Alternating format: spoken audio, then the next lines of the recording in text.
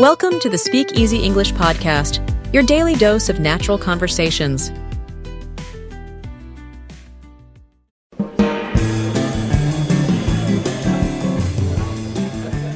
Hello, English learners. Welcome back to another podcast here with us at English Pod. My name is Marco. And I'm Erica. And today we're bringing you another part of our sports series. And this time it's an advanced lesson. That's right. We're heading to the mountains today to take a skiing lesson.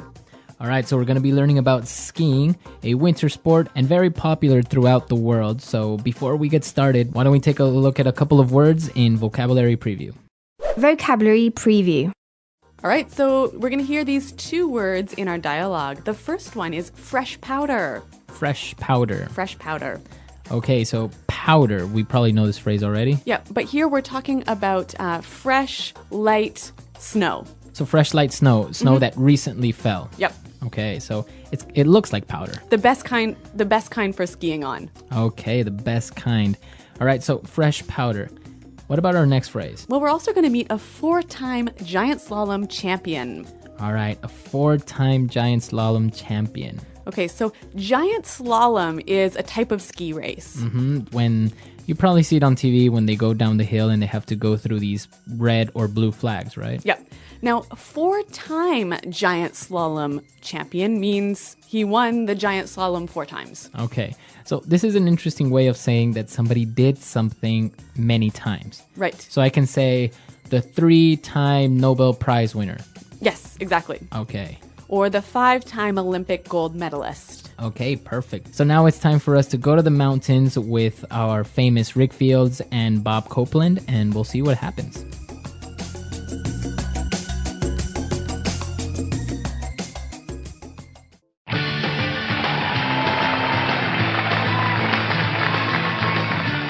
Welcome, ski lovers of all ages. My name is Rick Fields, and here with me is the man that needs no introduction, Bob Copeland.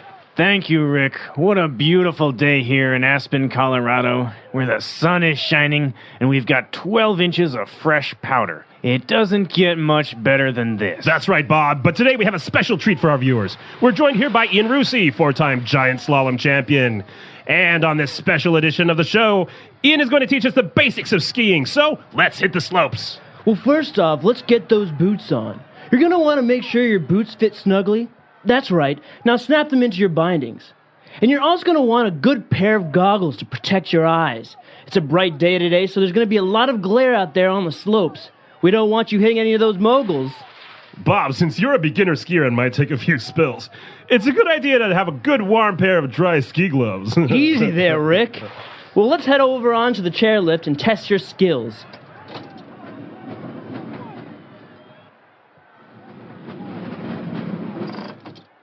All right, we're up here on the bunny hill, so Bob, why don't you do a few snowplow turns? Gnarly run, Rick. Nice carving. You've got some mad skills. That was sick. You want to see gnarly? Well, see that bump over there? I'm going to catch some major air. Butt plant. He lost his skis. Yard sale. Well, thanks for joining us here today. I think that about does it. Bob, Ian, time for some après-ski? No way, man. We're off to grab some freshies.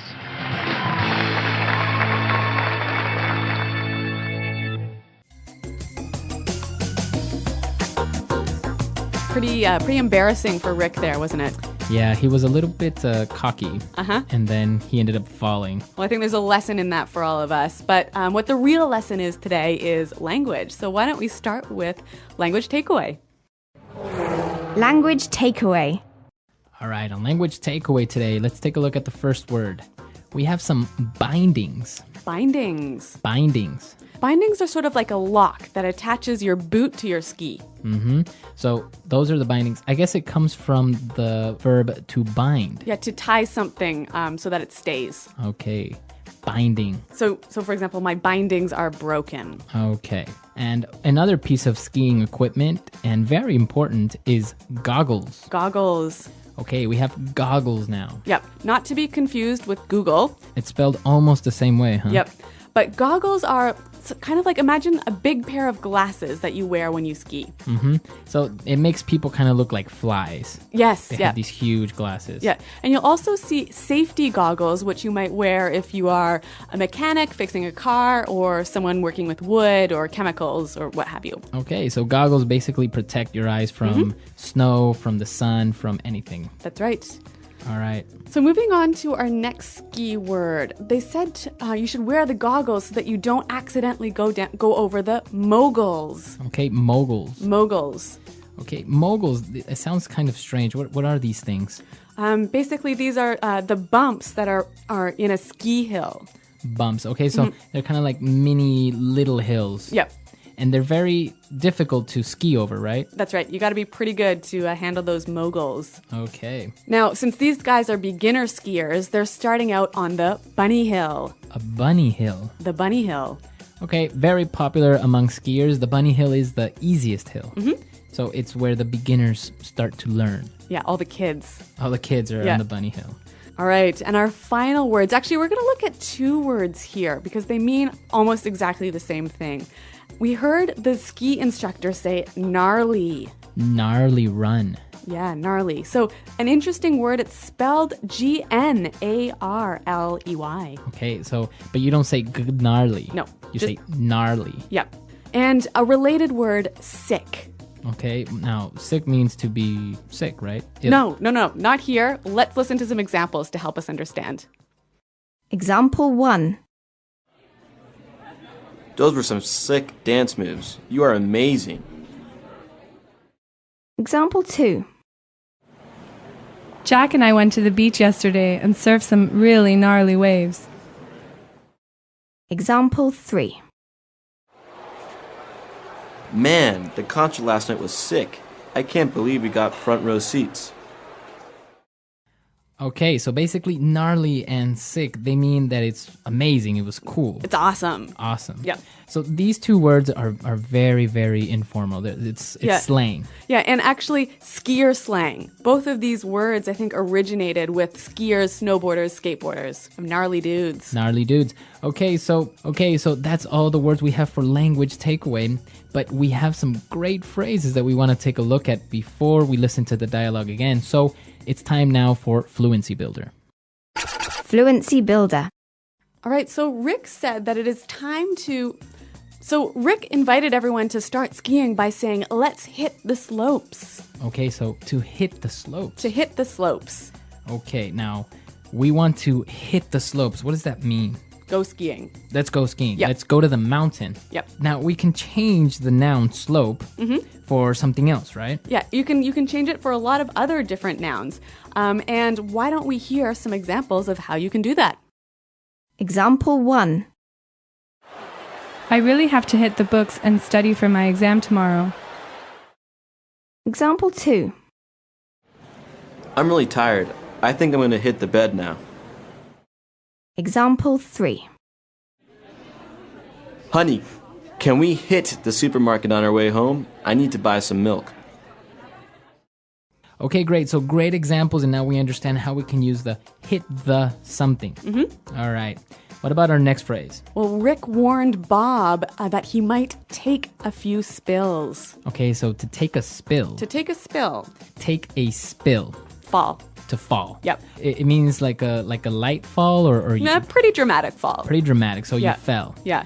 So for example, instead of saying that little girl was riding her bike and she fell, I can say that little girl was riding her bike and she took a bad spill. Yep.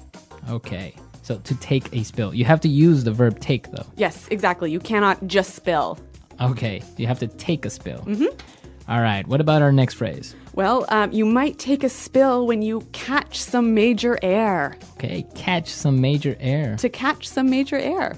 So am I catching something? How am I catching air? That's impossible. Well, imagine if you're jumping and your skis are catching the air. Ah, okay. So I'm in the air for a very long time, maybe? Yeah, when you catch some air, basically it's like you're flying for a couple seconds. So you're flying for a couple of seconds. You're very high up in the air. Yep. Okay, to catch some air. Yeah, and you'll hear this phrase when you're, not only when you're talking about skiing, but also maybe if you're driving your car really fast and it sort of jumps up in the air for a minute. Well, not a minute, but a second. That would be catching air as well. Okay, so to catch air. Mm-hmm. All right, so they finished skiing. They were kind of tired, and he said, well, let's call it a day. To call it a day. Let's call it a day. Let's go home. Let's go home. It's over. Let's finish. Let's finish the day. Yep. Let's call it a day and go home. Mm-hmm. But not before we go to our next word, to grab some freshies. All right, grab us some freshies. Grab some freshies.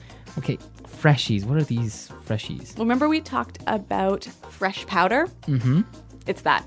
So it's an informal way of saying fresh powder. Yeah, fresh, powdery, light snow. Okay, freshies. Yep, so the snow that nobody has skied on before. Really good phrases and some amazing vocabulary. Let's listen to this dialogue one last time, and then we'll come back and talk a little bit more about this really fun sport.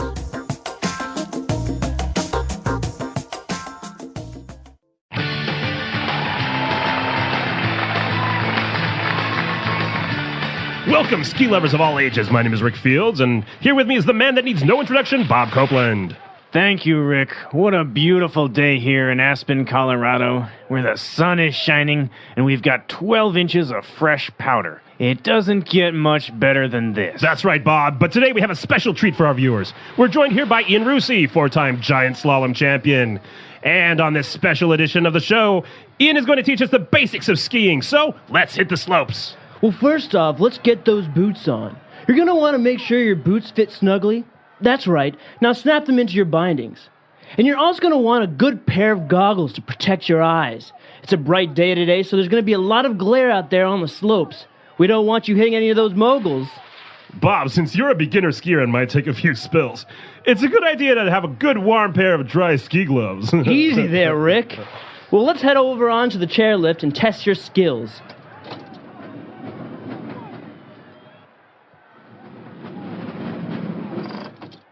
All right, we're up here on the bunny hill, so Bob, why don't you do a few snowplow turns? Gnarly run, Rick. Nice carving. You've got some mad skills. That was sick. You want to see gnarly? Well, see that bump over there? I'm going to catch some major air. Butt plant. He lost his skis. Yard sale. Well, thanks for joining us here today. I think that about does it. Bob, Ian, time for some après-ski? No way, man. We're off to grab some freshies.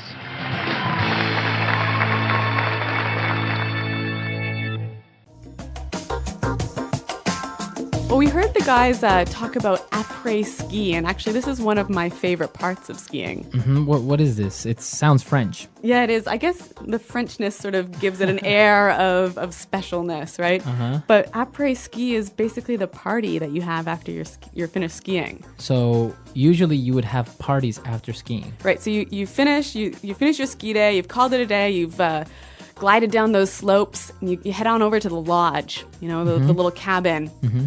Grab a beer or two or maybe some hot alcoholic drink and kick back and relax with your friends. Wow. So it's popular for families to go to a ski resort and stay there for a couple of days. So this is when you would do this with your friends or family. Yep. And you know what? If it's with your friends, it's going to last until late into the night. All right, so it sounds fun. And next time, maybe if you go skiing with your friends and you guys are speaking English now, you can use all these great phrases and maybe surprise your friends if you tell them, let's go grab some freshies or something like that. Yeah, you'll sound pretty dialed, pretty cool. All right, so that's all the time we have for today. Be sure to check out our website, englishpod.com. Marco and I are always around to answer your questions. And, well, thanks for downloading. Until next time, goodbye. Bye.